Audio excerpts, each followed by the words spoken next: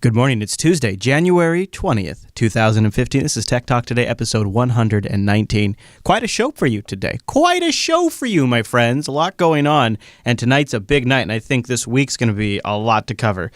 Quick disclaimer at the top of the show, just because I don't want anybody to miss it, I won't be here tomorrow for Tech Talk Today. Tonight on Unfiltered, we're doing a live State of the Union. We expect there's going to be a lot of political stuff. Obviously, it's a State of the Union. But I also suspect there's going to be some commentary on cyber war and maybe CISPA 3.0 style legislation that Obama wants to push. Because of that, because I think that's so relevant to our audience and what our audience cares about, Unfiltered is going to be live tonight at 6 p.m. Pacific. I think that's 9 p.m. Eastern, if I have all the timings right. We're going to do a live commentary and follow along of Obama's State of the Union. Because of that, because we're going to be doing a late, long show, I won't be here tomorrow. I'm going to sleep in a little bit and recoup. But I think the rest of the week's going to be pretty packed. We have some big stories to start with this week, so let's waste no more time. Let's bring in that Mumble Room. Time-appropriate greetings, Mumble Room. Time appropriate greetings. Hey, guys. Hi. Hello, all. And good luck to our buddy Eric, who normally would be joining us this morning, but he's at a job interview this morning. So everybody send Eric your good luck vibes. Eric, get a job. Everybody think that. Eric, get a job, because he's been looking for a while. So there you go, Eric. Here's your good karma. Let's start with something that surprises me. We've all seen Netflix, roll out House of Cards and their own successful indie publications, if you want to call them. They're pretty big name, but they're essentially indie publications. Amazon's done the same. You've probably seen some of the Amazon Prime stuff.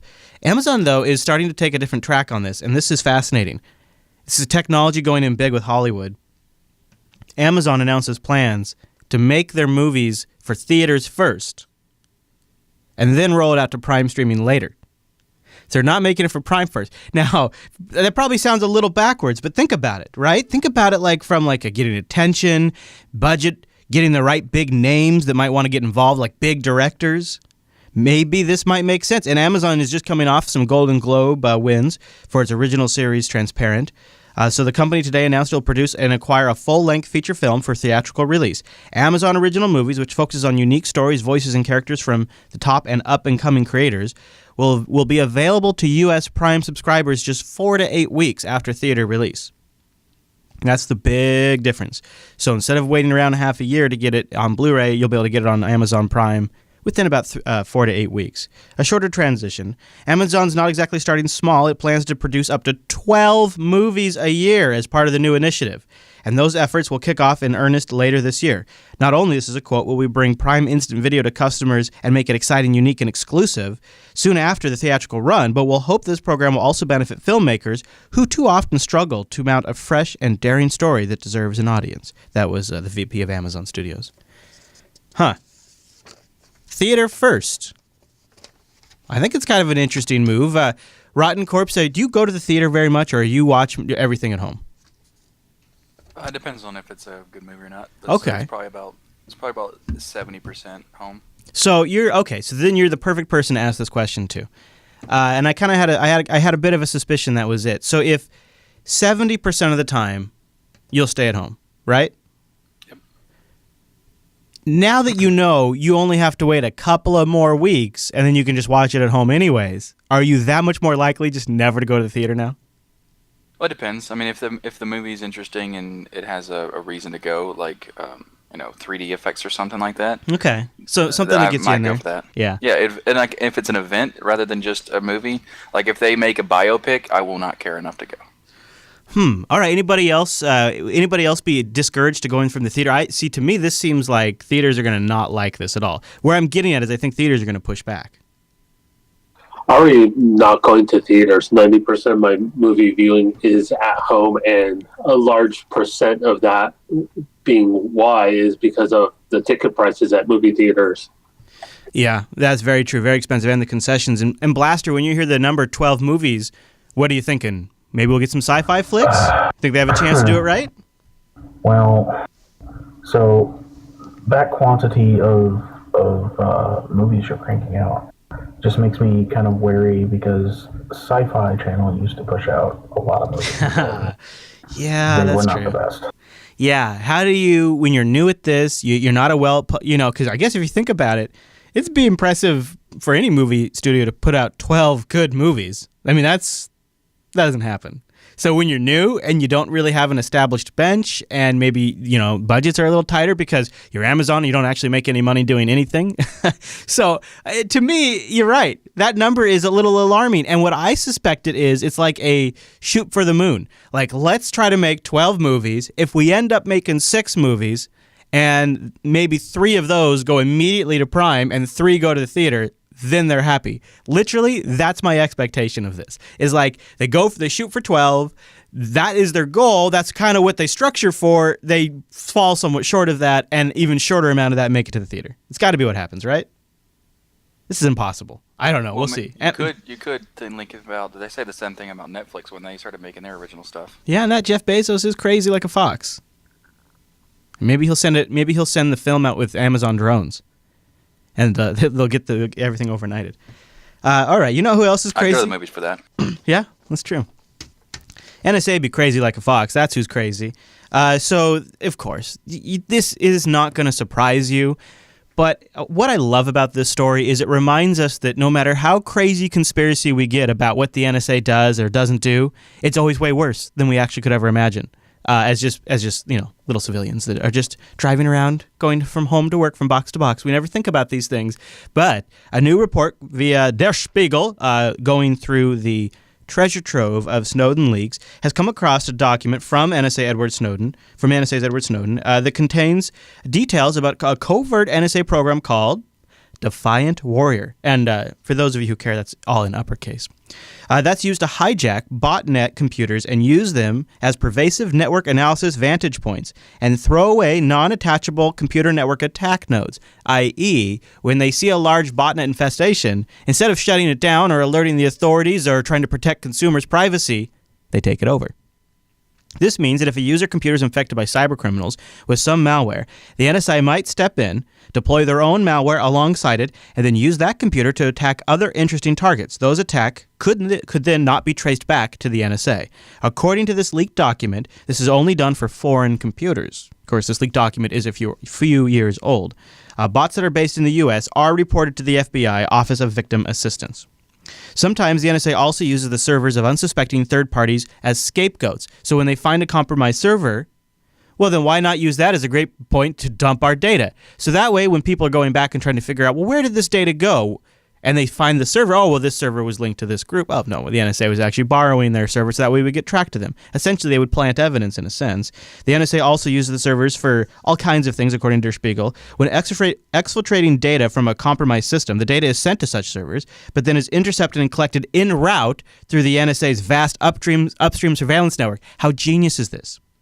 So they never even have to go log in to that bad guy server that they sent the data to frame them, because they just suck up the data at their ISP Prism tap points while they're transmitting the data to the compromised server. So there's never any fingerprints because they suck it up as they're sending it to the server. It looks like it lands on that server. It never looks like anybody ever come in and got that. It's brilliant. It's so brilliant. I think it's amazing. And this is all coming, and I have this article linked in the Der Spiegel. And the code names are worth it too. One named is Pitied Fool. That's a good one. It can be used to wipe data from computer hard drives at a pre-configured time.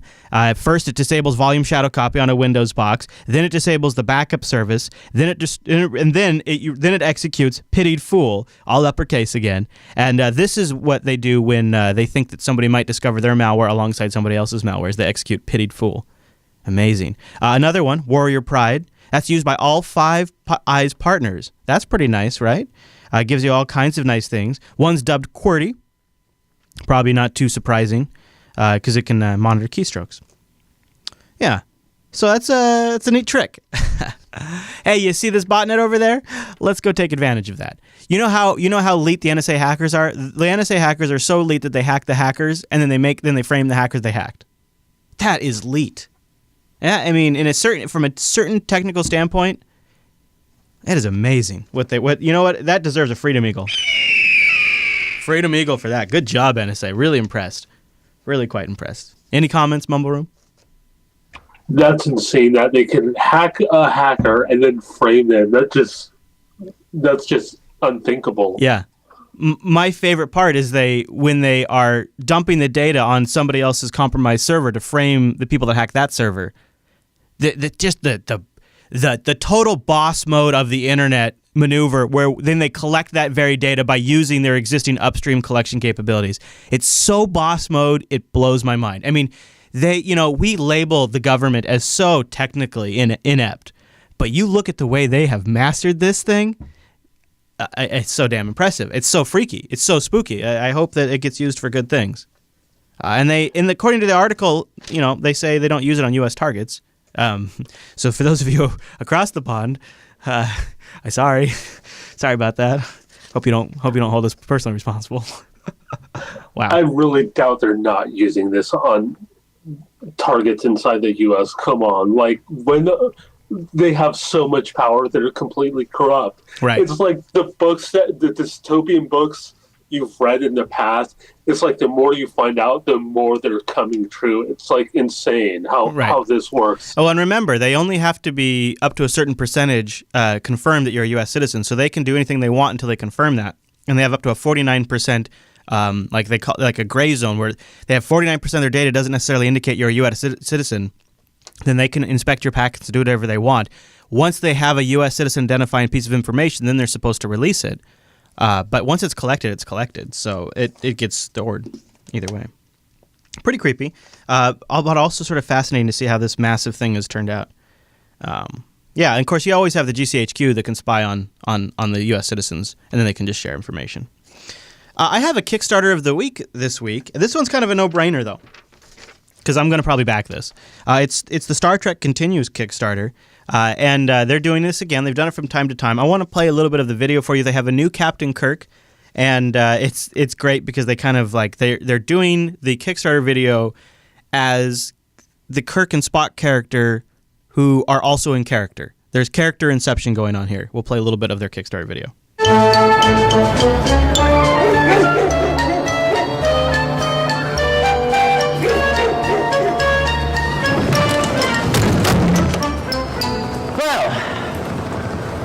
Been an amazing year for Star Trek Continues because of you. The first Kickstarter a year ago was amazing. It was amazing. What can I say? We was all blown away. But we want to expand our horizons. Know what I mean? And that's where you come in. We want you, all yous, to get a piece of the action, right? Without question. Right? Right. A lot of good things in store. We got a lot of good things coming up, but we need your help to do that. And, there's a lot of people have said a lot of nice things about Star Trek Continues. Show them, Spocko. Spocko. He's got his machine gun there.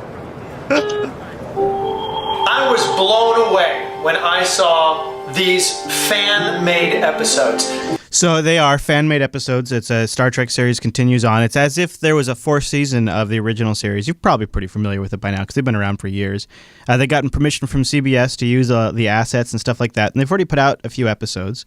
So yeah, it's a great chance to go see an old series continue on. They have 745 backers. They have a goal of $100,000. They're at $62,000 right now with 27 days left to go. Star Trek Continues, 2015. Anybody in the Mumble Room watched it? I feel like this is something Blaster would have watched if he was still in here. I feel like Blaster would have watched it. Anybody else tried out the Star Trek fan-made stuff? I haven't. I'm going to. I think Grant Imahara from the Mythbusters has been promoting this, or he's partly in it, I believe. I think he's friends with some of the creators, yeah. And, the sets they have made for this series are so accurate. They're so precise that Paramount actually has hired them to go in there and shoot some things that are supposed to be like on the original series bridge because it's so accurate. When they did Enterprise, and I believe this is true, I might be getting this mixed up, but I believe when they did the Enterprise Mirror in the last season of Star Trek Enterprise, they used some sets from this project because they're so accurate. It's pretty cool. And the acting is pretty good once you have to accept that it's not William Shatner, which of course is the pinnacle of best acting in the entire universe, and Leonard Nimoy and all of those. So they're different people, but it's still really fun, and you can tell they really love it, and they've been refining it over the years. So I say it's worth a backing, but you have to be a Star Trek fan. All right, there you go. We're going to keep it a little tight today because big day on the live stream later today, Linux Unplugged. That's at 2 p.m. Pacific at jblive.tv, and then 6 p.m. 9 p.m. Eastern, jblive.tv for the Unfilter live coverage, State of the Union, which means we won't be here tomorrow, so that way we can sort of recoup and recharge. Oh, I should probably mention over on the Patreon page, patreon.com/today, you know, that spot you can go to help fund the Jupiter Broadcasting Network. A new video is up. I talked just a really quick, brief update about some software changes here in the studio. We took the last Hackintosh out of production, and I talked about what we replaced it with. Talked about the new microphones a little bit. Just a quick video update for our patrons, patreon.com/today. Go there and make a monthly pledge. Anything you can afford, a couple of dollars or more. We even have higher levels for those of you who are comfortable affording that and want to give us some real value. Those higher levels include things like swag and other ideas. Plus, on top of all of that, you'll also get access to the activity feed. So it doesn't matter if it's $1 or more. You'll get access to that activity feed where you can see behind-the-scenes videos, audio clips, all kinds of stuff. Patreon.com/today. 434 of you are supporting the Jupiter Broadcasting Network, and I really appreciate that. That lets us, you have no idea, really, because I don't want to overtly say, but it kind of, you know, it allows me to be a hard nose when I'm negotiating with sponsors, or say no on a weekly basis to sponsors, because A, I have that flexibility, and B, I owe that to you. Patreon.com/today. Thank you, everybody who supports the network and gives us a little runway, helps keep it weird. Mumble Room, guys, thanks for being here today. Sorry I won't be here tomorrow. Will you all come back for Thursday's show? It's going to be a big episode. Everybody come back, okay? Promise? Yes. Okay. Thank you, promise. All right. Good, because I have a really fun set of video series that I want to do this week. You guys are probably familiar with the comedian John Cleese. Very funny guy. Yes. Yes. And back in the 80s, he was a great spokesperson for Compaq Computer. Some of the best computer commercials ever created. And it was a long time ago. They were very funny. And so there's a whole series. I'm going to play a few of my favorites from that series this week at the end of each Tech Talk Today. The longest one is our first one because it's an introduction by John Cleese to the whole series, and then it just kind of goes off the rails from there, and you'll see that throughout the week. Thank you for joining me. Don't forget the subreddit, techtalktoday.reddit.com. Oh, and please join me live on no, we won't be live on Wednesday. On Thursday, jblive.tv, 9 a.m. Pacific, noon Eastern. We got that Mumble Room. You can comment away and join us in the chat room and even help title the show. Okay, so I'll leave you with John Cleese's first Compaq commercial. I'm John Cleese, the big-time international star. Well, when I say international, I'm more of a national star, really. I'm a big name here in Britain. Well, in England, certainly. In the west of England. If you go, do you know Bristol in the west? Well, you go to Bristol, go to Ashbury Road, there must be some 31% of the people there know who I am. Anyway, I've just finished filming some television commercials for Compaq Computer Corporation, and they're quite good, really. And we believe that they, like Compaq computers, will simply work better.